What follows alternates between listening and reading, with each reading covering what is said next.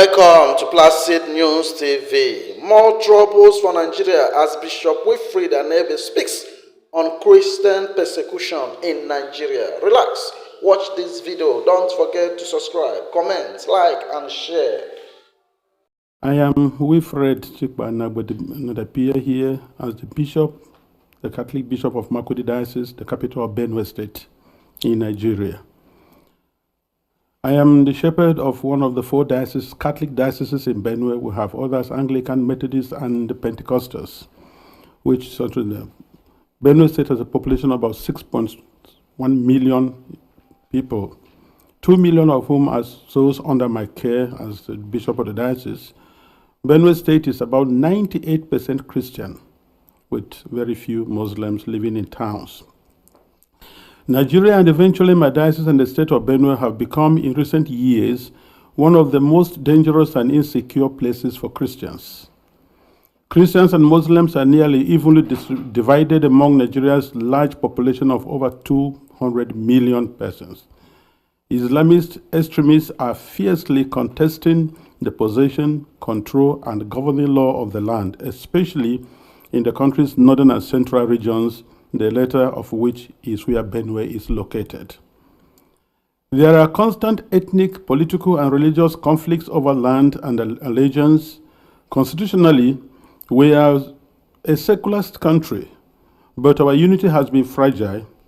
Political and religious actions and even public speech have been carefully managed to avoid accusations of religious bias and political tensions. Today, the clear influence of Islamist extremists has changed the traditional social dynamics of tribe, ethnicity, religion, and the social status in Nigeria.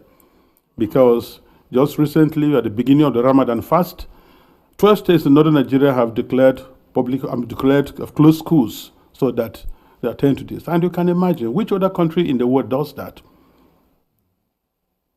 Saudi Arabia is not doing it. Afghanistan is not doing it. Baghdad is not doing it, but then Nigeria is practicing. What kind of Islam are they practicing? 12 states, and not only Muslims are living in these places. What happens with the educational program or curriculum of the country? But this is what we are going through every day in Nigeria. A long-term Islamic agenda to homogenize the population has been implemented over several presidencies through a strategy to reduce and eventually eliminate the Christian identity of half of the population. This strategy includes both violent and non-violent actions, such as the exclusion of Christians from positions of power and adoption of such church members, the raping of women, the killing and exploitation of Christians, the destruction of churches and farmlands of Christian farmers, followed by the occupation of such lands by the Fulani herders, and also changing the names of these villages. They are taking over the places, so you clearly see an expansionist approach and Islamic. And then they are making the people now flee and leave their villages, and they conquer it. The quest to Islamalize the land appears high on the agenda of some of the powerful and influential Muslims in Nigeria.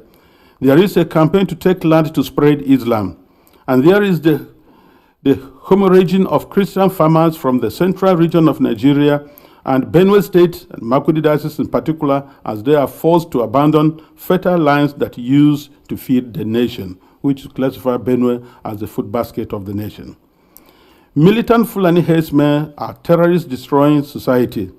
They steal and vandalize, they kill and boast about it. They kidnap and rape, and they enjoy total impunity from the elected authorities. None of them have been arrested and brought to justice.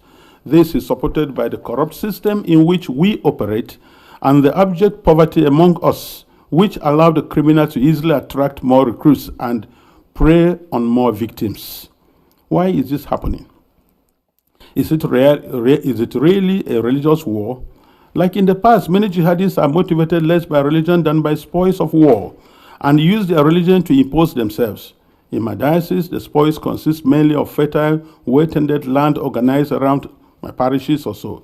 The jihadists come and adopt and kill the priests, leaving thousands without support and basic human services. And of course, when they disperse the people, the inhabitants, or the citizens, or the people of the lands, they take over And any attempt to go back and take care of your farms, surely you get killed. The Makurdi Diocese in Benue State has been the epicenter of the invasion by these herders who are more like hired guns of cattle oligarchies, who manipulate religion to rally the herders to eliminate the Christian population and cleanse the land in the name of Islam. This objective is behind the relentless attacks against Benue's villages. When we call for help to the police and the army, they do not come. At the end of 2024, several villages were warned by the attackers of the upcoming violence, and the leaders called the police for defense ahead of time, but they did not come, and the Christian massacres, almost customary, took place, killing hundreds in Plateau and Benue, with the worst massacre claiming 47 people. The militant also burned down the 8 Catholic churches of St. Mary's Parish in the Diocese of Boko, which in Benue State, as well as the parish house, clinics, schools, and other houses. The militant Fulani herdsmen bear on defenseless villagers without consequences. They follow orders to conquer, kill, and occupy. They attack even those who have managed to escape into our IDP camps. Thereby, they have no place to run to. And it is unfortunate that the police system in Nigeria, orders have to come from above. And such that once there's a call, and they say they have never responded. And by the time they arrive, these people have left, and the people are now living in the pool of their blood. What I have recounted above is happening not only in Benue State. I believe our experience in Benue is symptomatic of what is happening elsewhere in large parts of Nigeria. The experience of the Nigerian Christians today can be summed up as that of a church under Islamist extermination. It is frightening to live there. Apart from the violent campaigns and attacks against Christian villages, there are now attempts by the Islamic Council of Nigeria and various Islamic groups to impose Sharia law on the Christian populations. Already, 12 states in the north of Nigeria are under this sectarian religious law, and attempts to extend the same to the south of Nigeria, which they have started. This month, governors in the north decided appropriately to close all schools and education institutions during the months of Ramadan, leaving millions of students without learning opportunity for 5 weeks. We live in fear because at any point it can be our turn to be killed, but to remain silent is to die twice. So, I have chosen to speak. I speak on behalf of the millions who are in the camps. In Benue State, in Makurdi Diocese alone, in my diocese, I have about 9 camps. 9. On the 5th of March, which was Ash Wednesday, we visited one of the camps, and many of my priests and religious went to the other camps, distributed them to begin the Ash Wednesday with our faithful who are there, because we are the voice of the voiceless. We have to talk for the defenseless. We have to talk about the weak and those who cannot talk about themselves. In one of the camps called the Mega Camp, there were over 3,000 inmates of that camp, and which was a record given to us by government. I speak on behalf of them and those children who have no husband, who have no father, and even their own voices taken away by the politicians who promised to help them, but have become the willing tools of the jihadists because they are talking politically correct statements, looking for next elections to come. I speak on behalf of those whose loved ones have been killed, but no one has even offered a word of consolation to them. I speak on behalf of the thousands of young girls who have been adopted and raped because no one, not even the media, mentions them anymore. Foremost, I speak on behalf of my flock who are unable to worship freely and unable to return to their ancestral farms and homes because that land has been ruthlessly taken from them by the armed herdsmen. And where they say they want to live in peace with the natives, if you must farm, you have to pay tax to hire the land which belongs to you. That is slavery, to say the least about it.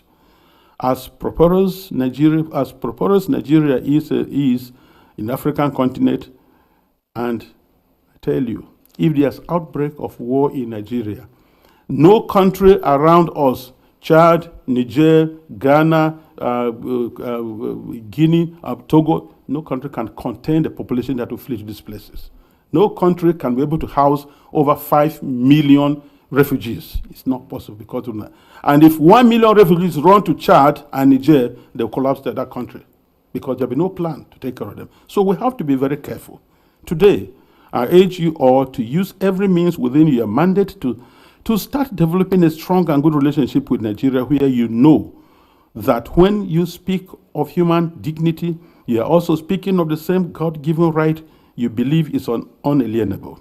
Consider that Nigeria can be your ally, but it cannot be one where half the population is in the process of being murderously eliminated. Work with us, the churches, and other Nigerians of goodwill. We are working for a peaceful and prosperous society, and our desperate plight has been set aside U.S. policy for too long, to the cost of thousands of lives. Concretely, I request and I plead, I ask you to redesignate Nigeria as a country of particular concern. This has both a practical and diplomatic meaning to signal that you are paying attention to what happens to us and elsewhere in the world. Because the policies the government is trying to put in place, so that to return the IDPs, build camps for them, relocate them from their homes, it is not durable and it will not work, because the government has already the population that is not able to take care of. And then you have over millions of people in the camps, and you want to relocate them to where? And if you do, let's take that you do. How many houses or rooms will you give me who has 5 children, another one has 3, another one has 2? And what will I be doing for a living? These people previously never begged anybody for food. They were managing their lives, training their children, and building their homes. So nobody should have deceived us on the guys that you're going to resettle the IDPs. They have no jobs. So where you say them, what will be their place? And by the way, the fundamental question remains, if you resettle them to other camps or build places for them, what happens with the ancestral lands? Who takes care of them? And this is whereby I feel the government is complicit on this issue.